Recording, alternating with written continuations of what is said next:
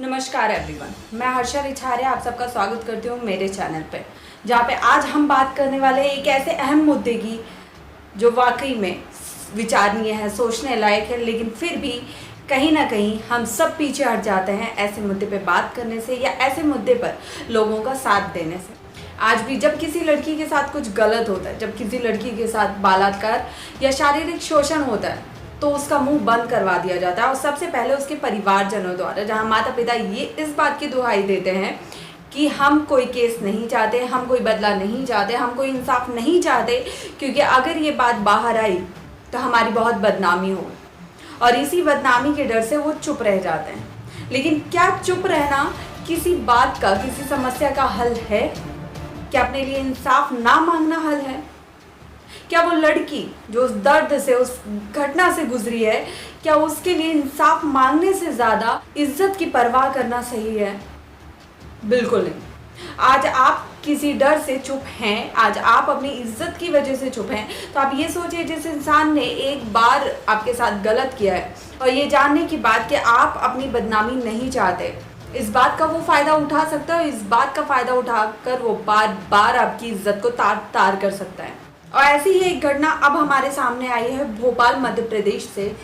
प्यारे मियाँ इस वक्त वो नाम है जो शायद पूरी भारत की, पूरे देश की टीवी चैनल्स पे छाया हुआ है। वो चेहरा जिसे हम सब का देखकर खून खौल रहा है, वो शख्स, वो इंसान कहना खैर सही नहीं होगा, वो दरिंदा जो 50 से ज़्यादा नाबालिग लड़कियों के साथ ये घिनौना कृत्य कर चुका है। प्यारे मियाँ सिर्फ एक नाम है, सिर्फ एक शख्स है। ऐसे कितने दरिंदे, ऐसे कितने नाम हमारी सोसाइटी में अभी भी मौजूद हैं जिन्हें हम नहीं जानते। और इससे पहले कि हम उन लोगों के, उन दरिंदों के खिलाफ कोई कानूनी कार्यवाही चाहें, हमें सबसे पहले ऐसे दरिंदों का साथ देने वाले ऐसे वकील जो पैसों के लिए उस लड़की पर, जिसके साथ ऑलरेडी इतना कुछ बुरा हो चुका है, उस लड़की पे ना जाने कितने झूठे आरोप लगाते हैं, उस लड़की की इज्जत जो एक बार उस दरिंदे ने तार तार किया और उसके बाद ये वकील कोर्ट में तार तार कर देते हैं। ऐसे वकीलों को जो ऐसे दरिंदों का साथ देते हैं, उनके पैसों पे बिक जाता है। ऐसे वकीलों का लाइसेंस रद्द होना चाहिए।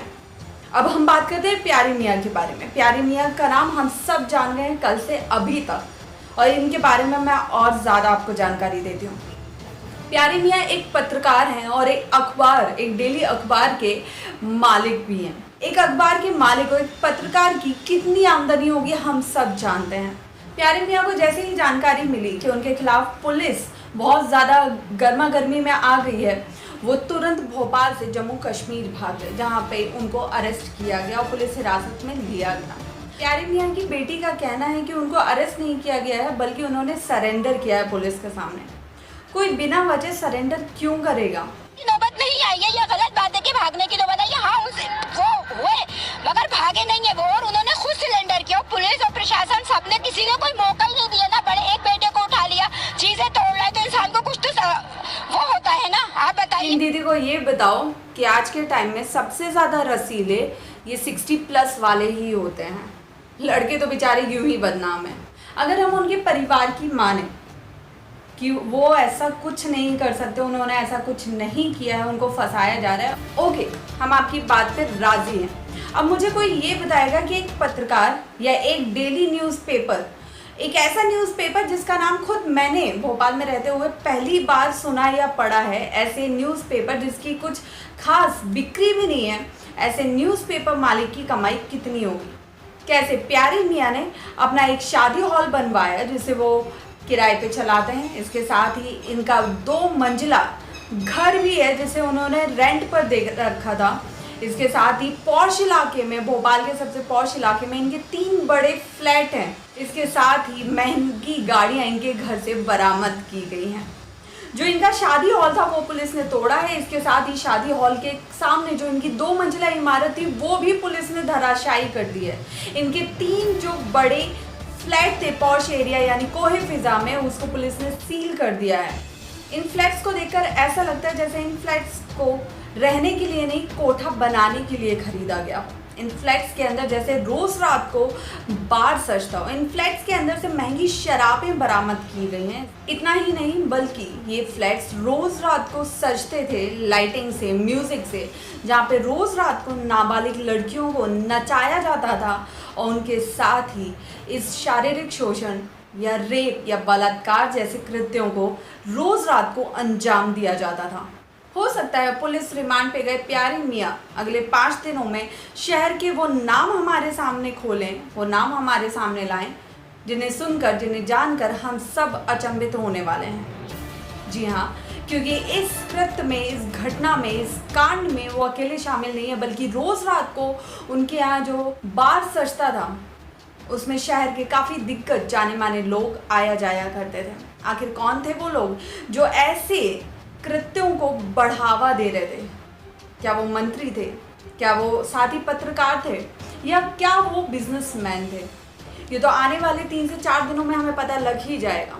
लेकिन बहरहाल मैं एक चीज़ आपको क्लियर कर दूं कि हम सब जानते हैं कि हमारे देश में इस वक्त एनकाउंटर बहुत ज़्यादा चरम पर है।